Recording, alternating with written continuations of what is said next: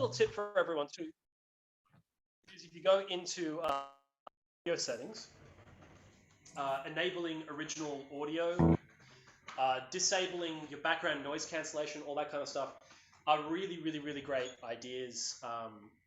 They allow, especially in lower registers, it's unbelievably difficult to get bass players to have a sound that gets carried over these mics, because pretty much all of these mics say you're all in talking range, and talking range is like, 800 hertz and above, more like 2 kilohertz frequency, the telephone's frequency, and anything beneath that, they're like, no, that must be feedback, I'm cutting that shit out. Okay, so how do we all go with the work? What have we been doing with it before we hit the stuff from this week?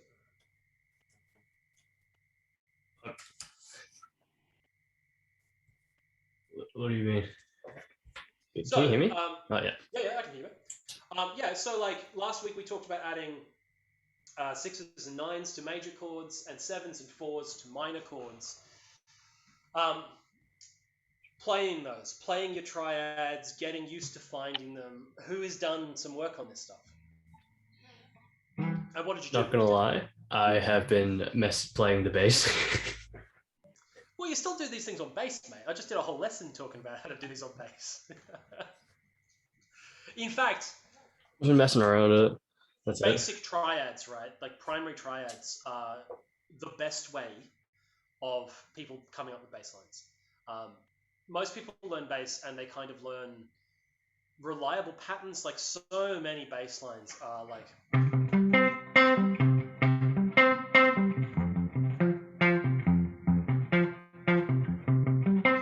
working around just 1s and 5s. And good bass players tend not to actually play that way. At least they don't always play that way. Obviously, that is appropriate in some places. But a better way of doing that would be if you thought about that was C to F, right? 1 to 4. Instead of using the same shape and just plaster transferring it to different places on the neck like that, if you think of your triads... Then you can do the triad shapes everywhere. It's the same thing. Yeah, you come up with much better connections. Like the problem with this line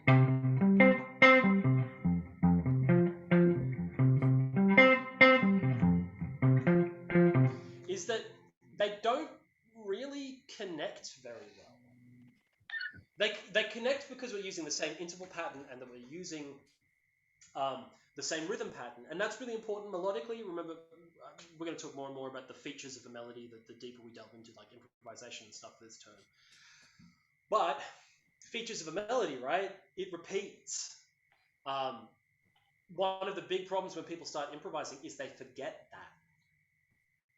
Yeah, non sequiturs are a real problem in improvising. You get a blues.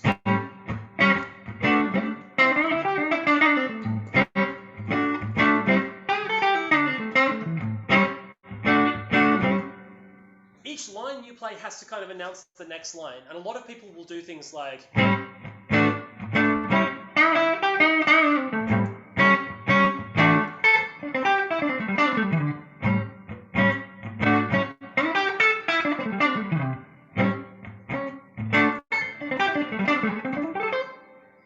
None of those lines made any sense to each other. They weren't necessarily bad of themselves. They sound like they're just like thrown in there.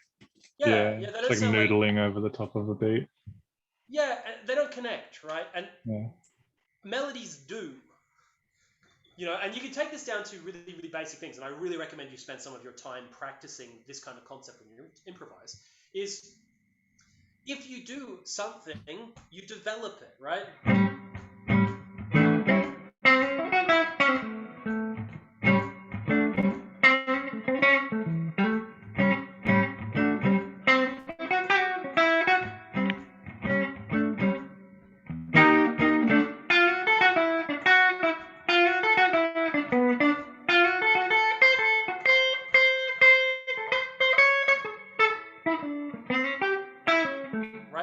Each one of those ideas kind of spoke into the next one.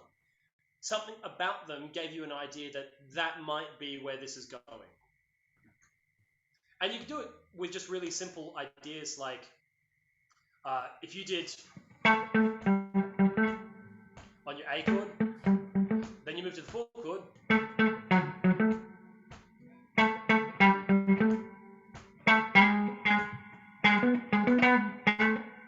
can still hear the changes as I'm playing that, right? It's a really, really simple melody. I shared note choices, I shared kind of an intervallic pattern, I was pedaling the A note, and then when I hit the 5 chord and had this really different sound, 2 notes I hadn't used so far, suddenly, even though I'm still using a rhythmic mirror, like my rhythms are very similar to one another, those new notes made it very exciting, but also somewhere that was kind of predictable for the melody to go. And that whole predictability is a really important thing to remember with music. Like, if music cannot be predicted, then it's probably not music. There is obviously an educational barrier to all this too. Like, I don't know how you guys feel about like bebop and freeform jazz. You know, it's pretty telling the amount of musicians. I find that I happen to really love Julian Larcher's playing. But I can play that to some really experienced musicians that I know, and they're like, this is noise. I don't get it. And the reason they don't get it is that they haven't actually done the prerequisite listening homework. Like, one of the problems with more advanced jazz is that while they're playing, you're expected to be able to go, this is how the song should be going, and this is the joke or the comment that they're making on top of that. And it's like 6 layers deep. I feel like I've seen a lot of like stuff on that, and how it's like a lot of jazz just like an in joke. Yeah, I mean, like the thing with jazz, and the thing that I think a lot of people, because you're always referencing like other things. Yeah, and not just that, but it's quite often it can be, you know how this song's going to go. So when I do all these changes, it really changes the meaning or the underlying tensions in the thing. I might be playing the melody, but I'm playing them with a whole bunch of substitute chords on top. And it's like this weird chess game you're playing with the audience where, like, hey, I know what you're supposed to be thinking. This is my theory of mind, and I'm going to show you how it could be expressed differently. And if you don't do that, if you aren't the kind of person who knows the songs really well, if you aren't the kind of person who knows the harmony changes, if you aren't the person who knows the melodies really well, then you don't get the music.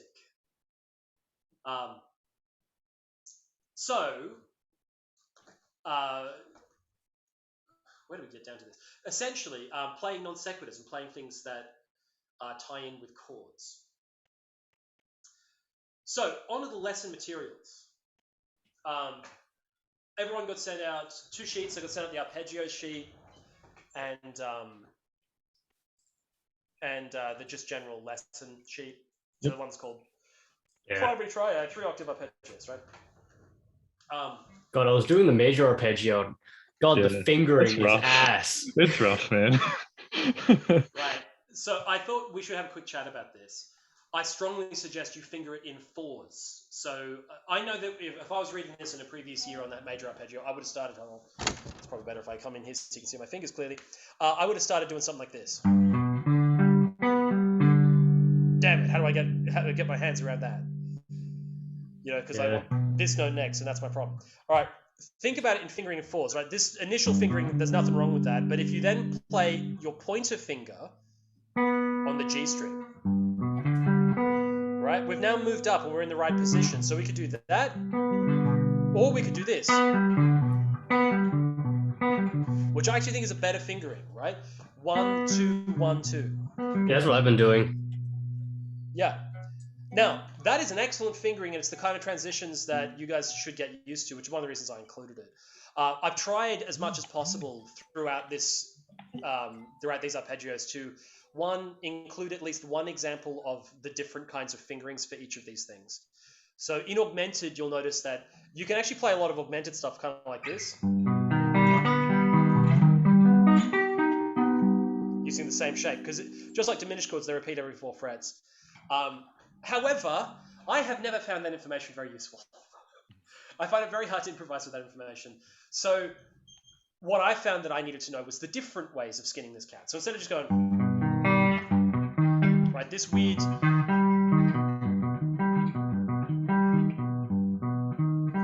that's one of the weird augmented shapes that's going to come up. So I started here and came into this one, move up, then we go to the weird one again.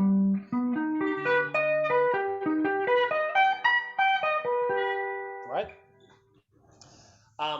So thinking about the fingerings in groups of 4 is really going to help. I'll go over the major scale fairly slowly now, so that way you guys can jump on YouTube and replay it, finding where my fingerings are going. So major is going to go.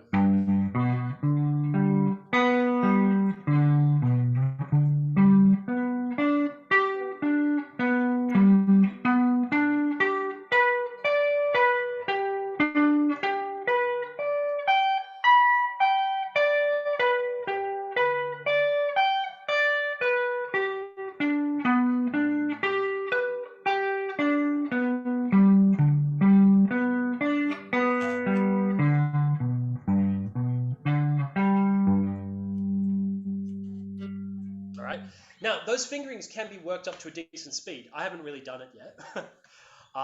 What would I play?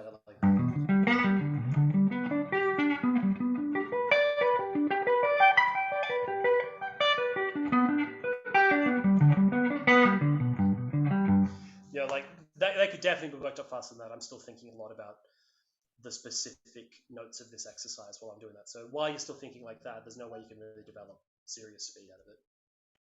Although that was still a functional speed, right? Like 9 times out of 10, you're probably not moving much faster than that anyway. Do you guys want me to go through the fingerings for all of them, so you've got a reference material you can go back to, or are you happy to figure out the next few? I think I'm happy trying to figure it out. I think it helps me understand it better. Yeah, for sure. Instead of just copying the one fingering the entire time, it's like what's more comfortable for me. Yeah, and I like you to think of this as a jumping off point, right? Like, for instance, you could learn the first bar and then put variations in. So.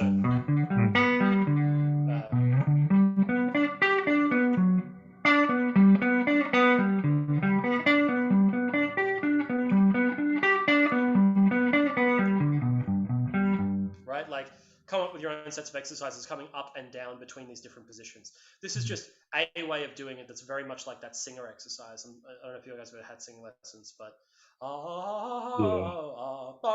right.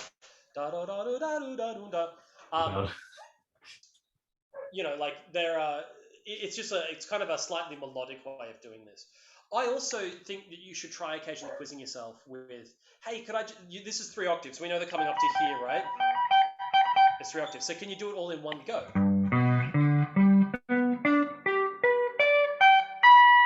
Just a straight out 3 octave arpeggio. And then maybe on the way down you go, I'm not allowed to use the same path. So,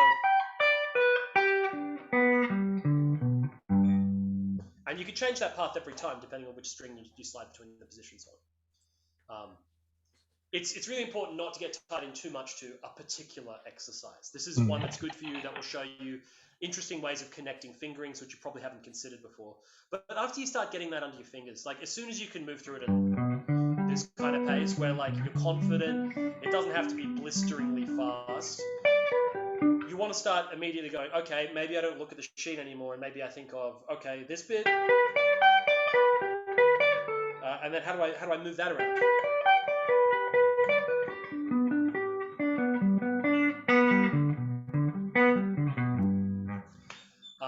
Do that kind of thing. Play with the ideas, right?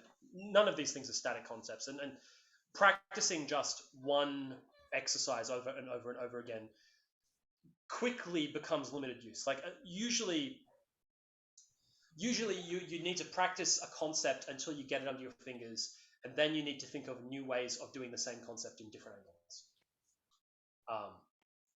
The only time that you'd like drill the crap out of a particular exercise is to develop your speed. Cool. So I check out all of those. It's really important to like know the colors. It's kind of nice too that playing them like this, you can really hear like say the differences between augmented and major. So major, augmented, right? Immediately you can hear that augmented flavor. Yeah, like when I was doing the suspended one, a lot of the notes, like if I just like held it, like all the other notes sound like it all just fit into each other. It's really weird. Yeah, so part of your job is to kind of catalog these sounds. That's how you get to use them. So hearing them in this kind of way, especially as we're moving on the neck, like as soon as you hear it in this first octave, you know what every other note in this thing is going to sound like. So you want to be humming along as you're doing it inside your head. And as much as you can too, try to come up with words and personalities for the sounds that you learn. You know, you want to have this idea of, I want something to sound spooky. Well, you need to have ideas of what things make chords sound spooky. You know, so the more you can describe these things to yourself, the better. And it doesn't matter how cliched you make those explanations to begin with. You just need to start developing a vocabulary of them. All right, so last week we took a look at, say, doing a drill, which was just doing up and down.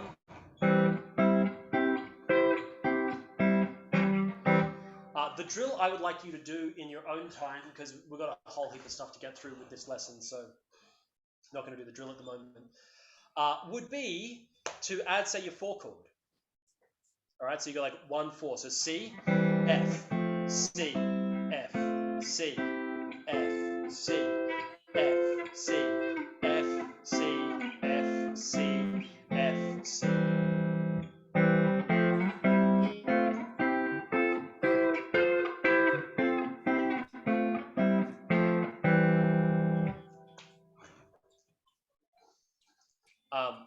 With those triad shapes, you know, this is what I was saying earlier. Like, you guys probably should all have this exercise down pat. You know, and you can probably do it like that. You know, maybe a little slower, but it's pretty much under your fingers. Great. Well, it's time to start developing the idea rather than just continually practicing it. So a great way of doing that is doing it by chord relationships. You know, we could do 1 to 2, we could do 1 to 3. 1 to 4 is a great one because it's such a common motion. You know, 1 to 4 is also a 5 to 1 change, or 1 to 5 change. Because like C to F is 1 to 4 in the key of C, but F to C is a 1 to 5 change in the key of F. Because, you know, fourths are fifths when you invert them. Alrighty. So, and also from last week, the pentatonic challenge was doing them in 6s.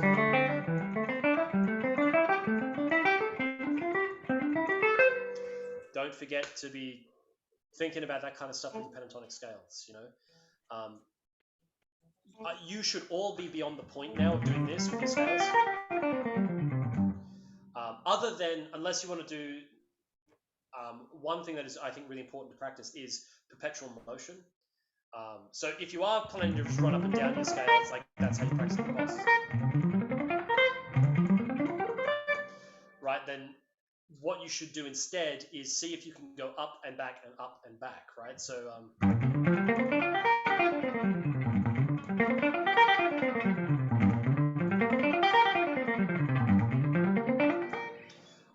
I'd want to bet that probably neither of you can do that. I don't mean by speed. I mean, like, get yourself to whatever your jogging pace is, right? You don't want to be trying to like be flat out, but somewhere where you know it's faster than the slowest speed you can play it at. Can you keep it going perpetually? Can you do it for like 3 minutes? No, probably not. Yeah, I think what's quite likely, what I found out even a few years ago, was that you do like a rep and a half and it would fall apart. Yeah, I get through the up and down maybe twice before it's just like, yeah, like my brain disconnects from my hand. Yeah, and that's a barrier that you need to push through, right? Like, there's absolutely no way that you can do Joe Bonamassa, Eric Johnson style runs where you cover 4 and under the neck if you can't do that, if you crap out with a simple task of repetition. So it's now, and there'll be lots of problems with it. Like, one of it will be your picking hand. If you're not resting in the right directions as you move, then you're just going to get fatigued, or you're going to end up trying to do down slanting when you should be doing up slanting. And that also goes for patterns that you practice. And yeah, really a better thing to do other than just straight up and down. If you are doing straight up and down, make sure you're doing it in rhythm patterns. So you say 3s, for instance.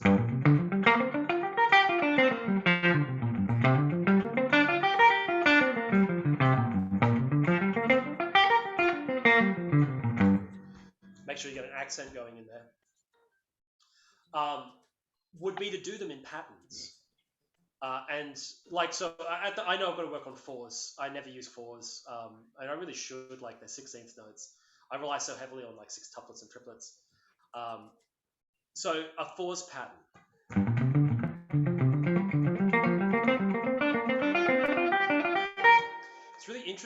to the top there, how do we turn the pattern around? And it proposes all kinds of interesting picking problems when you start asking these questions, especially in the sense that there's two different ways of turning a pattern around. All of these were 4s that went up, right?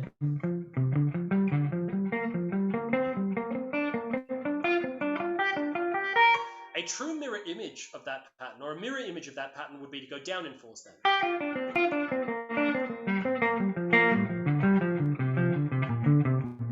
Now what's really interesting about that is that there's two different picking techniques involved. On the way up in 4s, I was using all down slanting, and on the way down, I started doing two-way slanting. Just because of the way that the picking breaks out, you have to go kind of like down, up, down, up, down, up, down, up, which means that the first set is down slanting, the second set is up slanting.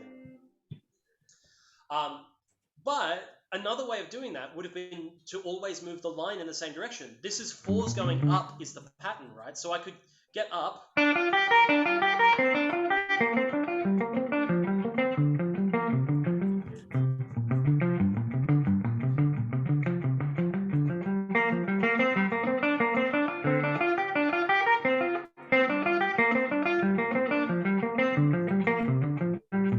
So you can see how that I'm moving the same direction of the pattern the whole time. The pattern always goes up by 4, even though I've started moving down. The other option would be coming back down. So I'll show you both options. This is the one that mirrors.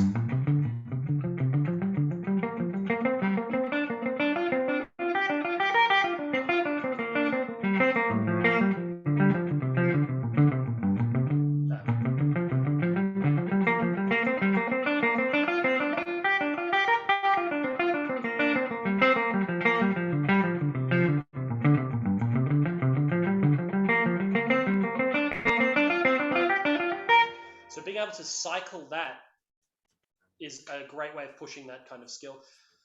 Here's the other pattern, so I'll do it from halfway.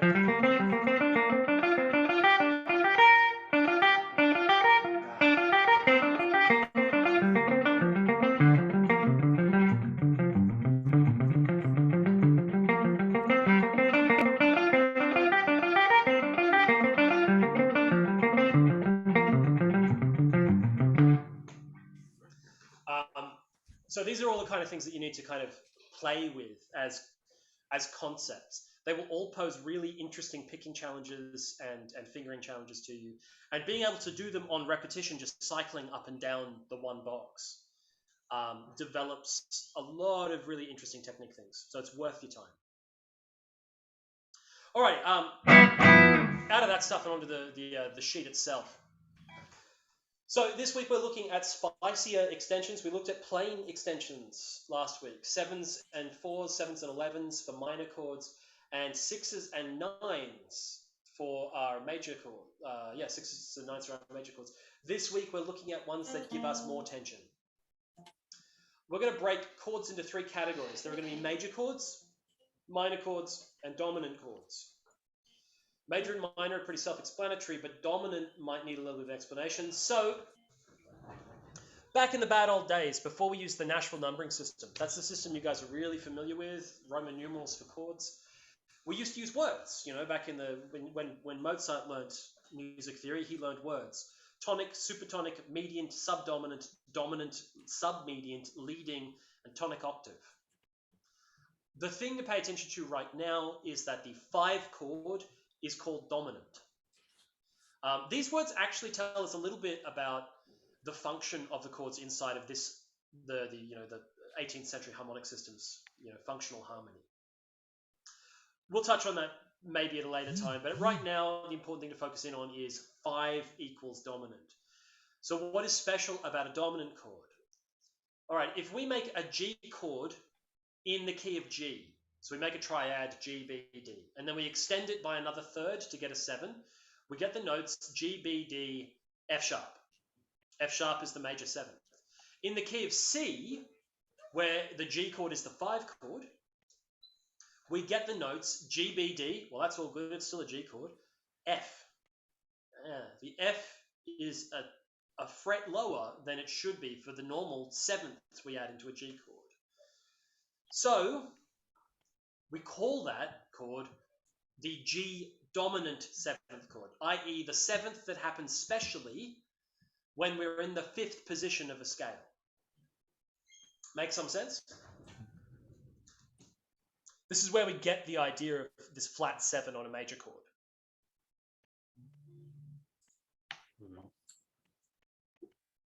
Yeah. Okay, so next up on the sheet is a little thing that I call the musical justice system. It's based off the phrase that in in our justice system, everyone is innocent till proven guilty, right? There is a presumed knowledge. You are innocent until we prove you otherwise. Well, in the musical justice system, everything is major and dominant until proved otherwise. So your friend tells you to play a C chord, right? They don't say C major most of the time. The major is presumed knowledge. If they say C, you expect, oh, it's supposed to be C, right? If they want it to be anything else, they'll tell you what else it is. C minor, C augmented, C diminished, right? It's the same when we say play C7, right? Major and dominant are assumed. So the full name of C7 would be C major dominant 7. And that means that we're using the flat 7th, right? So a quick hack is if you see major in the title, it wants a major 7th. Now, major 7ths are not inherently linked to major chords, right? A little further down, there's a little thing here. We've got C minor 7. Well, that's C minor with a dominant, a minor 7th, C, E, G, E, B flat. Then we get C minor major 7th. So that's a minor chord, C minor, with the major 7th B in it. Right? Kind of like an augmented sound, like a bond chord. So the thing to look out for is when it says major 7 in a chord, it means the extension. Usually does not mean the chord itself. The chord is presumed major already, unless they've told you something else. All right, on to the actual interval chat. So that theory stuff is worth reading through. Any questions, hit me up. It's good to know where these things come from. Adding intervals. So first major interval we're going to discuss today is a major 7th interval. It's a pretty spicy interval, as you might expect. Major 7th is a semitone away from the root. So fairly spicy kind of sound. And it's one of the reasons why quite often if you see like this, the 1-6-2-5 progression,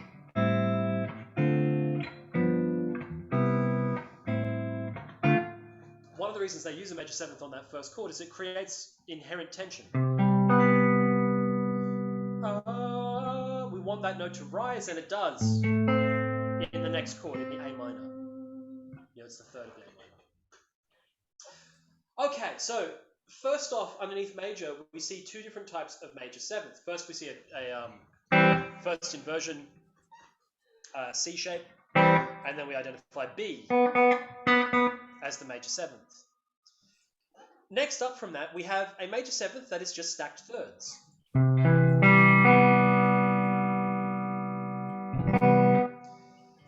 That doesn't sound particularly nasty. Like there's not a lot of a rub there.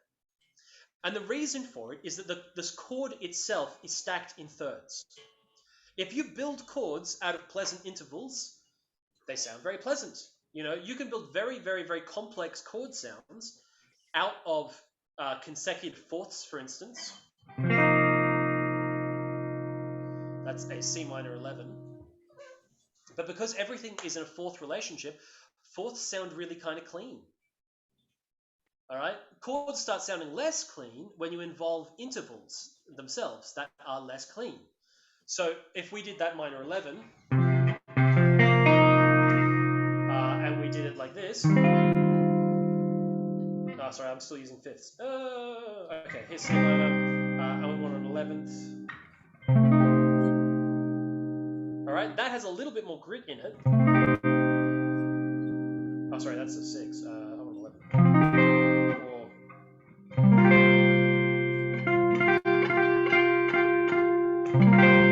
That 11th jumps out a lot more because it's a tone spacing inside of the chord. It's suddenly a major second. As opposed to here, where it blended in really nicely, or here, because the extensions are all related by fourths. So if we take that first major seventh constructed in thirds, we get what I think of as the cheesy C major seventh kind of voicing. As it says in the sheet, I often say that like major sevenths remind me, you know, saccharine angels crying. Saccharin is an old artificial sweetener. And you hear it all the time in certain pop songs where they do things like this.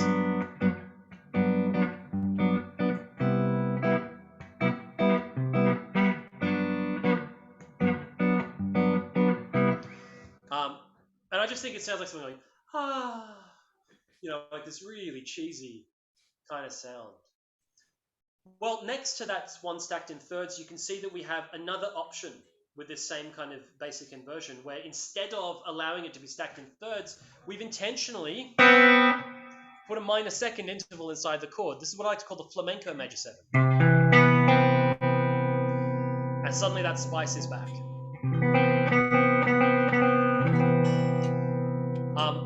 Now, this is some important knowledge. So what we've done is we've taken the fifth and moved it up a major third. Right?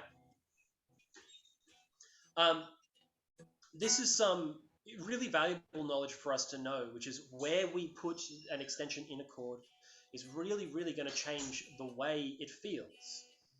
You know, sometimes you know that the chord you want to use is X. You might want a C major seven. Sorry, you might want a major seventh, and one option would be playing that C major seven like this. But there's another option of playing it like this.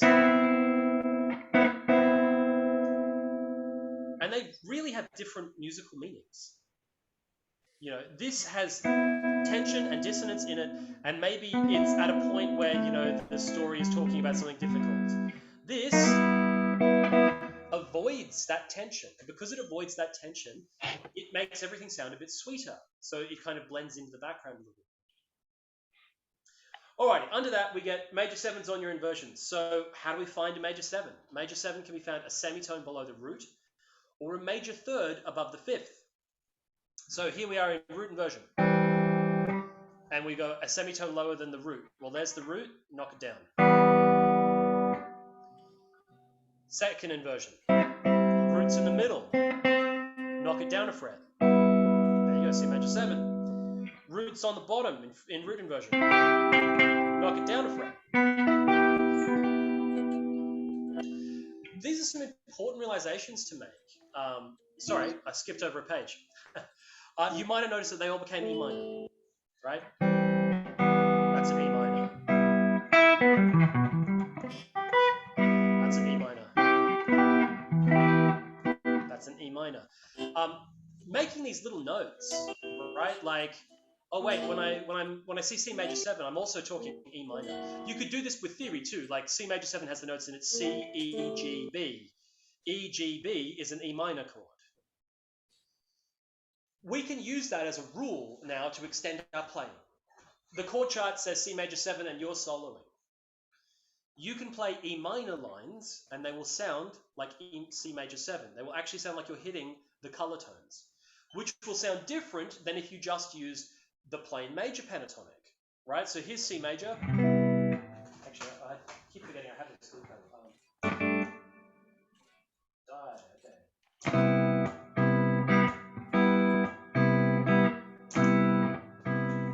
Okay, bad loop, but if I play C major ideas,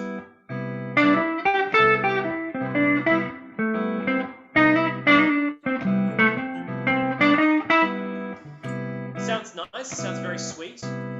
Here's E minor ideas.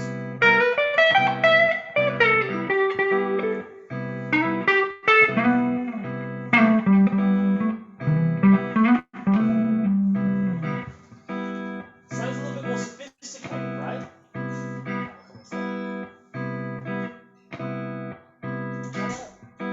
Oh, come on, dude. Infinite loop. Infinite loop, and I can't stop it. So this is an important thing for you to realize. The more you play around with your triads, the more you play around with your extensions, you will realize this chord is that chord is this chord. And they're all connections that you should make, think about, write down. They extend your playing options, you know? And they can make you sound more sophisticated than straight pentatonic might allow you. Now, I know in both of those instances I was using pentatonic. I'm talking about, we were using kind of cross pentatonic. I was using E minor against C major. The one thing that E minor pentatonic does not have is the root note C. So you're going to really sound like you hit the major seventh well. Major seventh, right? To a C. But you're never going to hit a root note. So sometimes you might have to...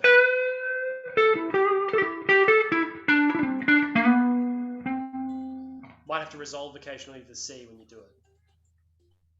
All right, let's have a quick look at doing the other options. So here's first inversion, major third up from the fifth. Second inversion, major third up from the fifth. I really like this one.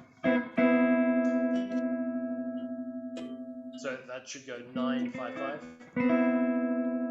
Major seven. Ooh, Major I like the sound of that one, like separately, like all the notes, arpeggio. Yeah. Oh. Yeah, I really like that one. I like a lot of ones that have this dissonance involved in them. Reminds me of a song. Yeah, I mean, I often think that when you start playing around with these things, sometimes you create a problem in one chord that you solve in another. Like this. Yeah, where have I heard that? Immediately. Well, it's a line you've heard before, but I don't think it's a particular song. Mm-hmm. You know, because this creates a problem. I've got all this tension in the chord, so the natural thing to do is to start resolving the tension out. Right? And that would be really cool if it's answered with something that has a lot of tension in it, right? Anyway, more on that later. So, last one.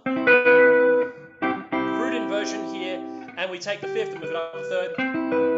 This is the one that probably sounds the most like a major 7 in so many ways because the extension is on top.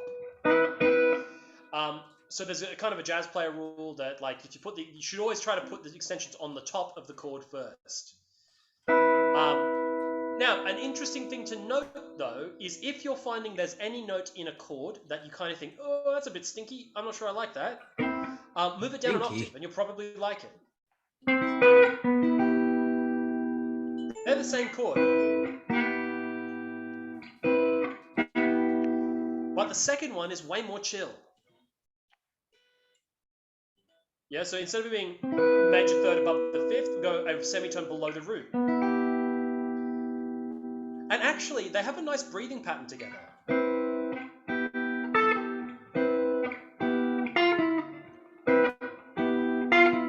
Right, that could be part of the song, just shifting between those two major sevens. And it sets up some interesting sounds. More interesting, certainly, than doing this. Right? Okay, so next up in the major category is augmented fourth. Augmented fourth is a really, really pretty sound. It's the Lydian sound. So if you're going to use it on the one chord, you are probably composing in Lydian. However, we're going to look at it for right now as the 4 chord. So key of C is the easiest thing to do. 4 chord is F. An augmented fourth. So the normal 4 for an F chord would be B flat, right? We all look at that tetrachord diagram.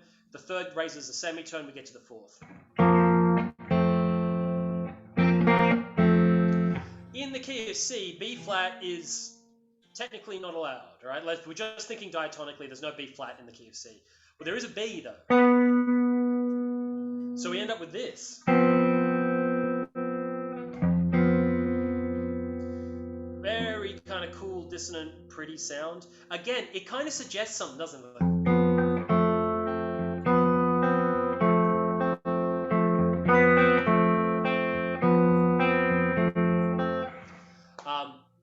So when you hit a 4 chord, if you want it to sound spicy and interesting, hold that augmented fourth in your back pocket. It's really distinctive.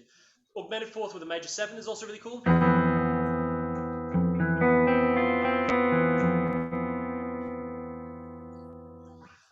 it's a cool place to go. So augmented fourth can be found a major second above the third, so a tone up from the third, or a minor second below the fifth. So you could think about it as a flat five, like this.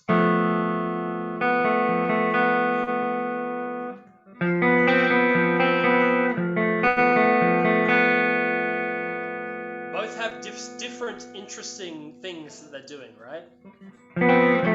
All right, so we come to the next inversion of F. And we do the same thing. Major third above the third. Sorry, major second above the third. Another one I really like. This one has got some excellent stink to it. And again, it kind of creates a problem that you feel like you've got to solve.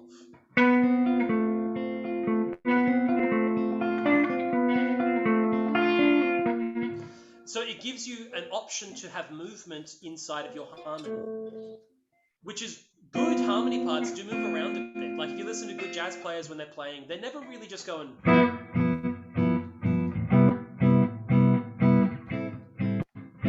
Right? They're coming up with options. They're coming up with things that create lines.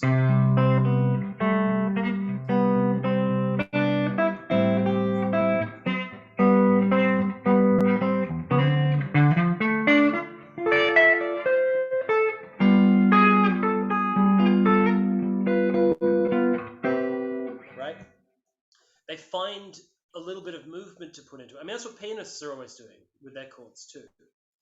And it's one of these things that as guitarists, it's only really, really, really advanced guitarists that even think of doing this. You know, most of the time people think of rhythm as the thing you strum with basic chords.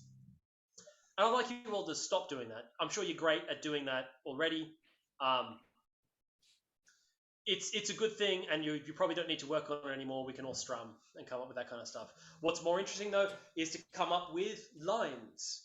You know, this is very similar to how you might orchestrate for, say, a strings part. If you had a string trio that you're trying to put into one of your songs, you'd orchestrate them with these kind of inversions and things that are close together and make little melodies, rather than doing what we do on guitar, which is just apply blanket shapes. Alrighty, so on to dominant chords. Dominant chords. What's the point of a dominant chord? Anyone know? No. Nope. Dominant chord pushes a 5/1 cadence. That's the whole point of this chord, right? It's the musical equivalent of a full stop. Why does it do that? Well, if we look at the C major scale and we make our G7, it contains the tritone in the scale, the two ones that are only a semitone apart, the 4 and the 7. Anything that's a semitone apart pushes. So like the 4 wants to fall to the third, and the 7 wants to come up to the root. Because the 7 is the leading note. Yeah. And they're both the places where there's a semitone. This is one of those things that, I don't know if you guys have been doing a lot of ear training apps and things like that. A lot of ear training apps will get you to sing resolutions. Like you go, and you might go, da da da da. How to find your way back down to the root, right? Da da da. And when you hit that 4, I mean, I always think of it as the Hey Jude, yeah.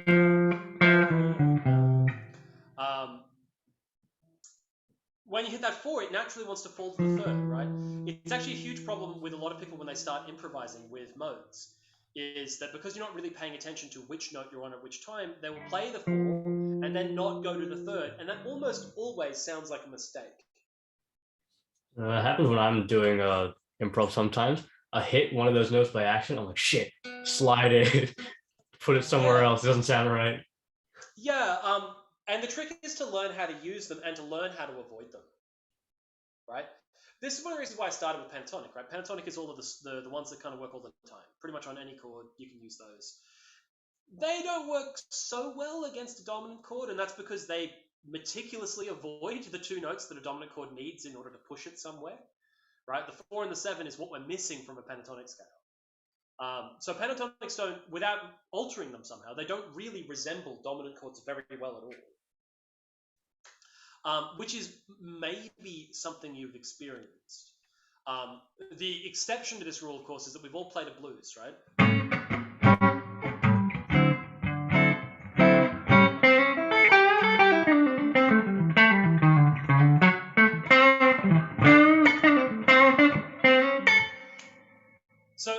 we're playing a blues, quite often we end up playing minor pentatonic over a major chord. Right? The interesting thing about minor pentatonic is that if you think about the intervals of a minor pentatonic against the major chord, we end up with sharp 9, root, flat 7, 5, 4, sharp 9, minor third, right? So we actually end up playing this sound.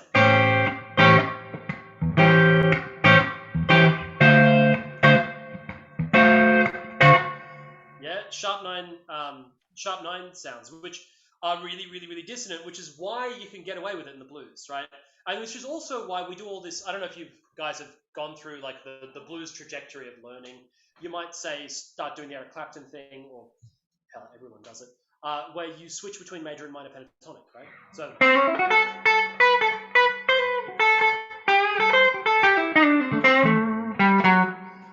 So I started there in major pentatonic. To build the tension, I go into minor.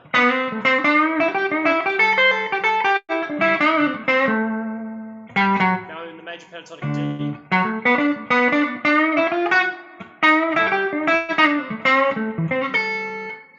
Little taste of minor. Resolve in major. So it's this idea of going backwards and forwards between major and minor. If you guys aren't doing that on your blueses, really check it out. So all you need to do is you take each chord and figure out where your major and minor pentatonic for those chords would be. Major, minor.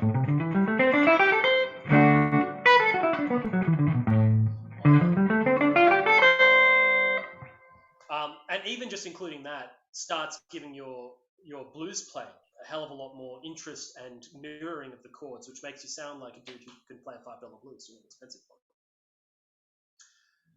Okay, so dominant chords. The whole point is to create tension, to resolve it in the one chord. So if this amount of tensions and rubs sound good, surely more would sound even better. So if we add in, say, a sharp 5,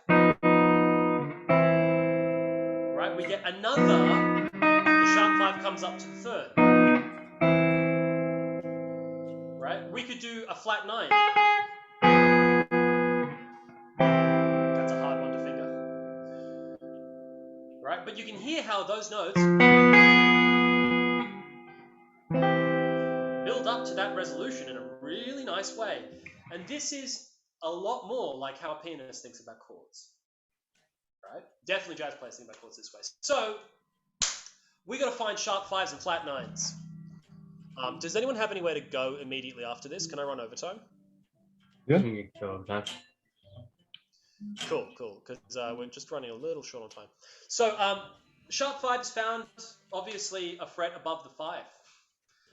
So we play our things. In this instance, the example is written in Latin G, because G would be the 5 chord of C. So we take root inversion, we sharpen the 5th. That should already start sounding like, I don't know if you guys have ever seen the musical Chicago, but they use what's called the major line cliche a lot, which is... Yeah, you should notice that before. Right, major line cliche is one of these sounds, like, I'm going to sit on my major 1 chord for ages, so how do I create some kind of movement? So you just move one line chromatically. That's a trick that we're going to come back to a few times. Okay, G major, augmented 5th. G major, augmented 5th. G major, augmented 5th. Alright, it's a cool sound, and especially in minor keys, a fantastic thing for you to play around with on the 5 chord.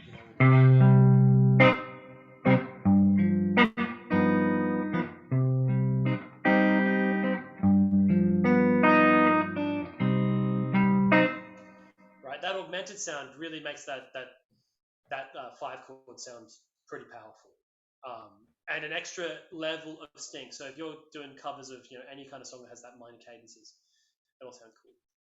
Okay, flat 9. Flat 9 is found a minor second above the root. So here's our G again. Here's the flat 9.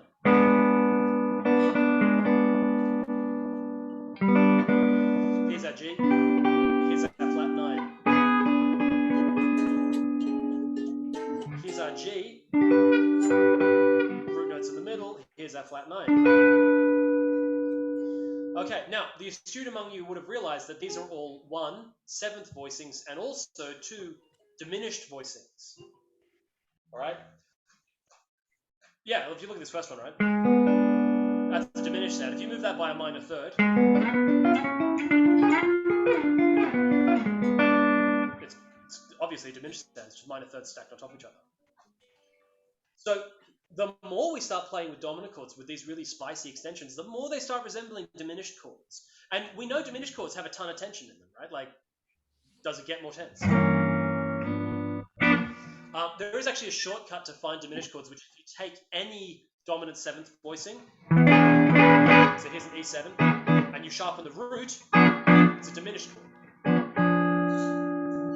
Right, so here's a different voicing, C shape. We sharpen the root, we'll sharpen both the roots. Then it's a diminished voicing. All right, so the main goal here for this coming fortnight is the next 3 pages, taking this to a chord progression. So here's a simplified kind of, there's a couple of extra chords that they usually throw in the nearness view, but here's a simplified chord progression for the nearness view.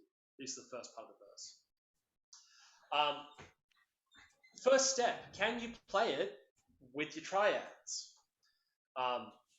So like for instance,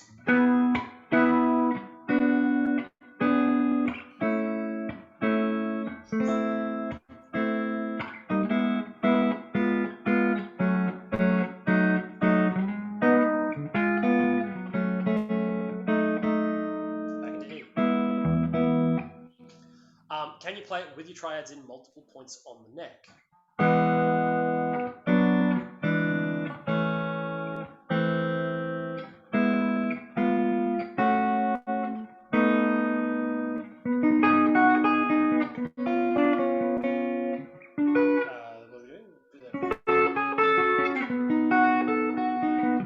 Right?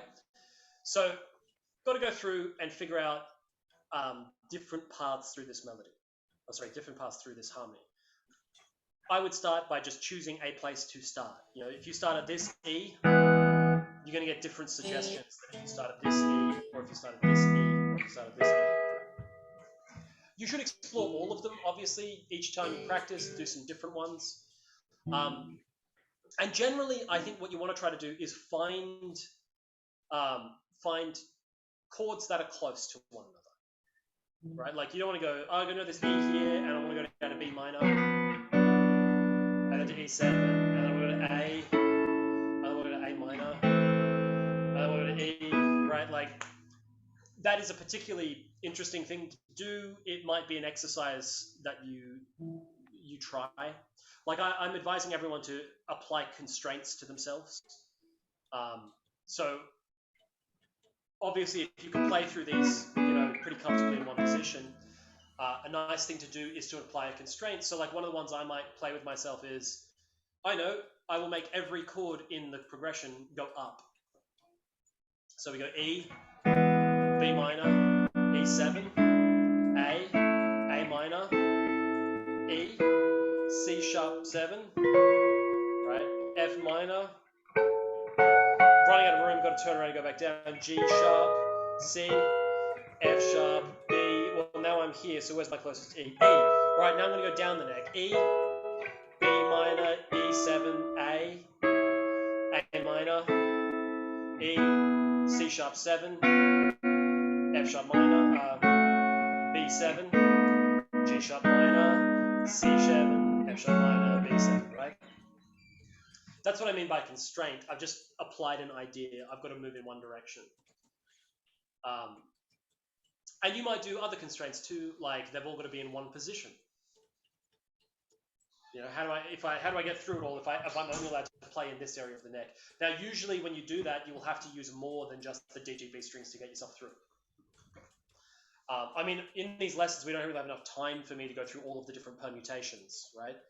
But you guys should be at home. Like, you should be quizzing yourself. What if I start on this E down here? E, B, E7, A minor,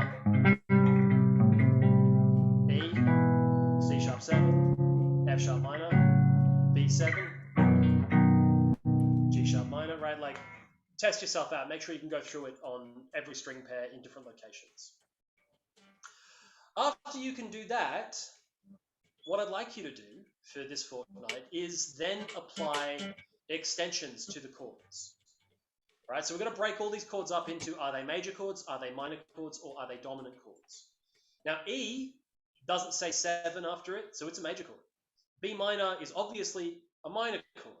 E7 is a dominant chord, right? Anytime I've written a 7 here, it means it's dominant.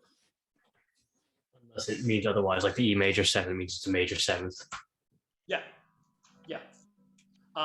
So, if we scroll down a little bit, and this heading slipped, so if you're doing this, if you're viewing this as a text document, you should move that heading down to the next page. I should have put a page break, and I didn't. There's a list here that you should print out. All right, so step 1, remember, is get through with triads.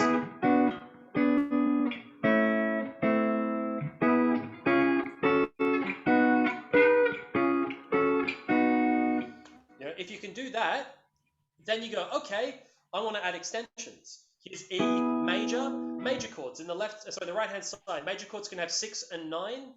So, okay, I'll try those.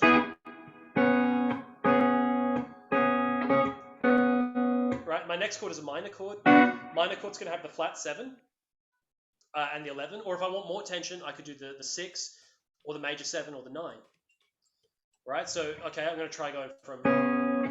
This is E6, and let's try B minor 7.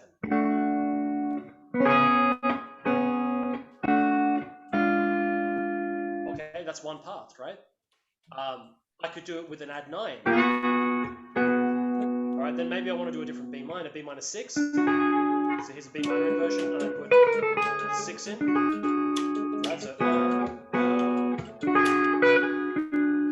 all right, then I want to do an E7.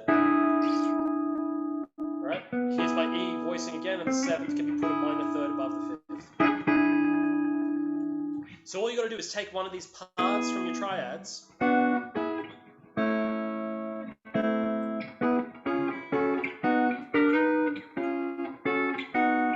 and start using this chart to throw in different extensions. See which ones you like.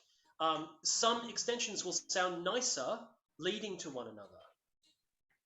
Like if I started on this E6 here, I'd probably go to this B minor 7. Because one voice pedals and 2 of the voices move chromatically up. And that sounds kind of cool, especially when you then drop that. So this is doing E7 flat 9. So this is 3rd, 7th, and flat 9. And that leads really nicely to an A major 7.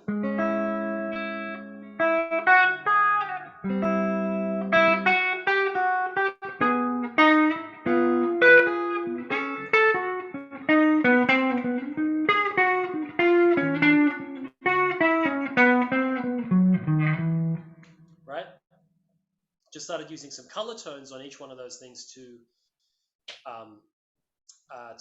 give me the tension to move to the next chord, to make each line start sounding like the chord. So beneath that, I've done the first 5 chords in some examples I thought sounded cool. So once you've had a crack at doing that, you've gone through doing your basic triads. You've thrown some extensions on those triads. And look, a simple place to start would be add a 7 on everything. If it's a major chord, you add a major 7. If it's a dominant chord, you add a dominant 7. If it's a minor chord, you add a flat 7 too. You can also add, in a couple of places, a major 7 on top of that minor chord. But what I've done is kind of throw all those rules out and just come up with voicings that I think sound cool together. So instead of so I start with triad shapes, but I heavily modify them. You'll notice that most of these don't actually contain even 2 notes from the triad. A lot of them do like 1 note from the triad and then 2 extensions. The reason I've chosen those, though, is I think they make interesting lines in the music. All right, so here is, just to refresh our memory, here's pretty vanilla.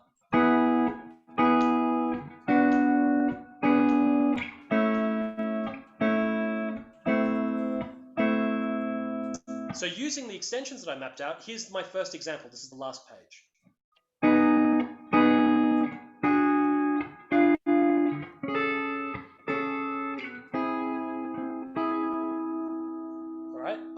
personally, that has a lot more color and a lot more interest in it. All right.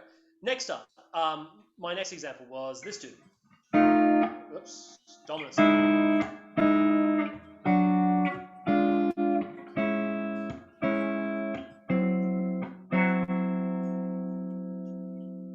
All right.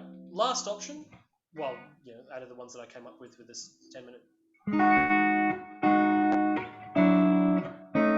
Sorry.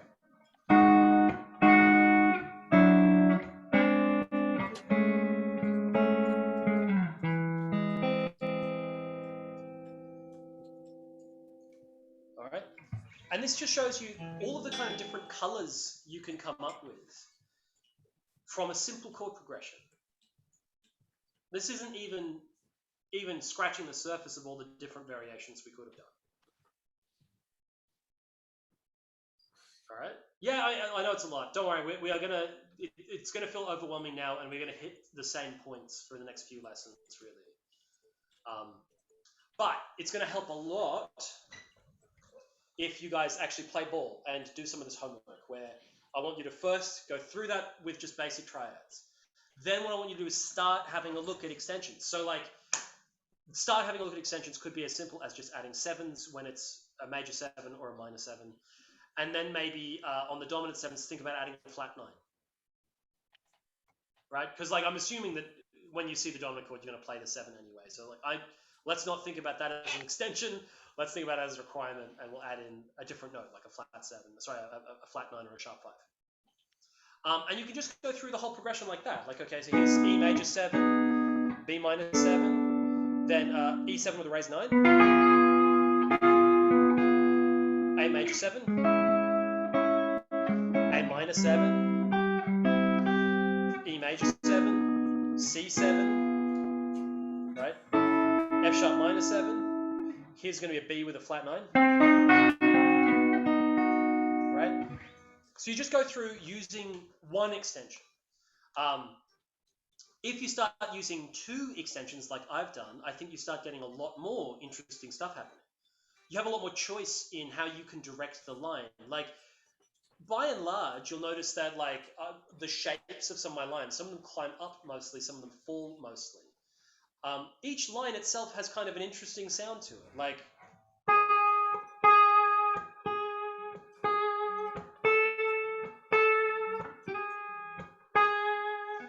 that's just the top string from the first line.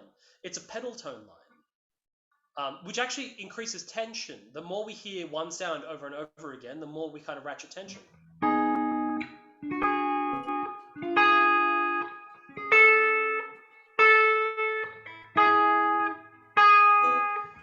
Right? So it's kind of increasing tension. This next line does a similar thing where we're doing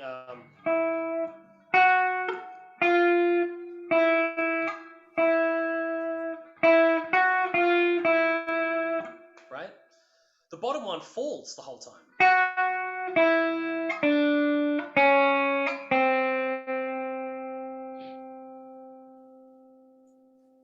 So part of what you want to do with this kind of exercise is think about the melody you make in each one of these lines. And for us right now, a line is a string. The melodies that you create by doing these things. You know, we tend not to think about this at all when we play block chords. You know, that's...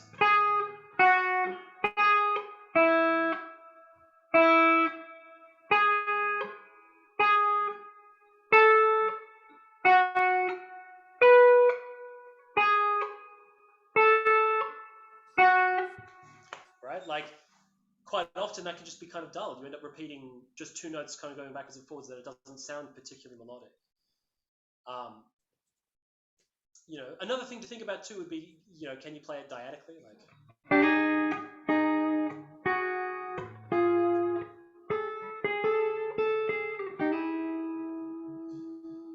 you know, even with the dyads, we're just playing 2 of the lines. That still sounds pretty cool.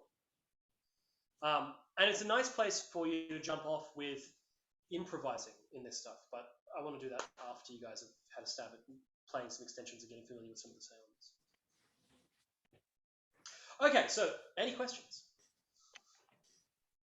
No. Other than just like a general feeling of like overwhelming information. Yeah. Just a bit, yeah. Okay, so do you have an idea on how to attack this? How to start this with your practice? Play the chords, but in different ways. Yeah, start by doing a set of inversions, right?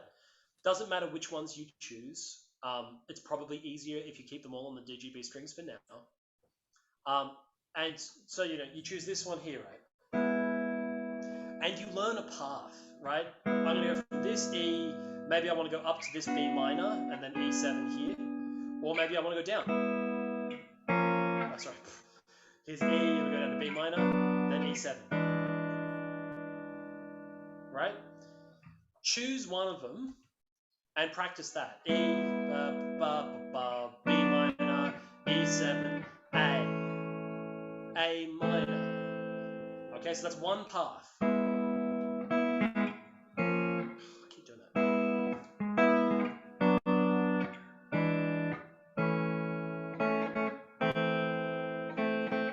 After you feel comfortable with that path, and that does sound pretty cool, like those chords fall in a nice kind of way. Then you think about sevenths, right? So, or any of your extensions, but sevenths is a good option. So here's an E, right? Well, I could involve the major seventh up here, or I could involve it down here. Doesn't matter which one you use. So I do that one. Well, my next B minor chord is going to be this one. So if I involve a seventh, tone down from the root, I'd get this one. So we go. Then we want an E7. A major is the next chord, which we figured out. So then we add a major seventh to that. So we find the root, go down. Then the next chord is A minor, or A minor 7. Yeah? So you can just start simple like that. Just start by throwing in the sevens. To get more interest, to get more tension and more spice in it, you want to start adding different or more extensions on the chord. So here's an E, right? We could add in this up here. That's the major seventh. Major third up from the fifth. Here's the root. We could add a 9 as well. So root up to the 9th. So now we end up with this chord shape. A major 9. All right. Sounds really different to our.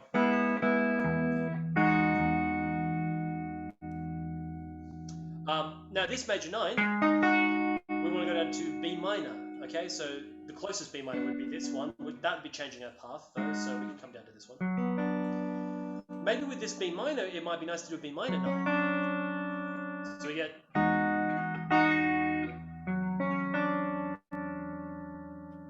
That's a really interesting and different sound compared to the sevens. And then we want to go to E7. Right, just plain out E7. They all go together really nice. A major 7. A minor major 7. So I'm going to do an A minor chord, but put the major 7th of it in. So here's A minor, go down a fret. Right? Part of it is a kind of a discovery thing. You've got to kind of go through, try some of the options, see which ones you like. When you find one you like, set that one in stone for a little while. I'm always going to start it with this one, for instance, if I really like this sound. And then what you want to do is find the next chord that sounds the coolest after it. So I know that it's got to go to a B minor, and I could either go down to here, or I could go up to here. Like, that sounds pretty cool. That's to a B minor 7. Flattens the root down to tone. A major 7. Yeah, so start out with your basic triads, find a path, start playing with the extensions on that path. After you've done that, your next bet would be, okay, do I think all of those chords sound really cool together? What happens if I change one of the locations? Does that then mean I'm going to change more locations? Does that mean that it sounds cooler? That's the kind of exploration you want to do. All right? Do not worry about doing it in time just yet. Like, it will help to become familiar with the song, so it'd be a good thing for you to kind of open up various versions of people playing this. There's a really great one of Tom Emanuel and Martin Taylor jamming together doing this song. That's definitely worth a look. And that's just how you get going, right? You don't have to bust too much of an ass on it, but do it a few times. Sit down there and explore for a little while. Maybe first day, just worry about doing different triads, just different straight plane majors, majors and minors, doing the basics thing. All right? Yeah. Okay, so awesome. So the goal is give the first step a go, give the triads a go. If you get stuck on that, shoot me on an email. Hey, I got stuck on this. I can't figure this thing out. If not, throw in an extension on each chord. You can choose them at random. You could choose them intentionally. And again, if you get stuck, shoot me an email. We'll chat about it. One of the bass classes already sent me a bass line that they were working on today. So that's just the easiest way of getting through it. Alrighty, guys. So anything else anyone wants to chat about before we break up? No, I think my brain's full enough. Yeah. I wholly imagined everyone would be there at the end of this. Yeah. Alrighty. Well, go take a stimulant of your choice and try it out later today. Well, thank you. Yeah, thanks, Alex. My pleasure, guys. Remember, hit me up with questions and problems, especially if you have problems. Just Yes, send us too easy. Thanks, man. All right. Catch you later. Thank you. Yeah.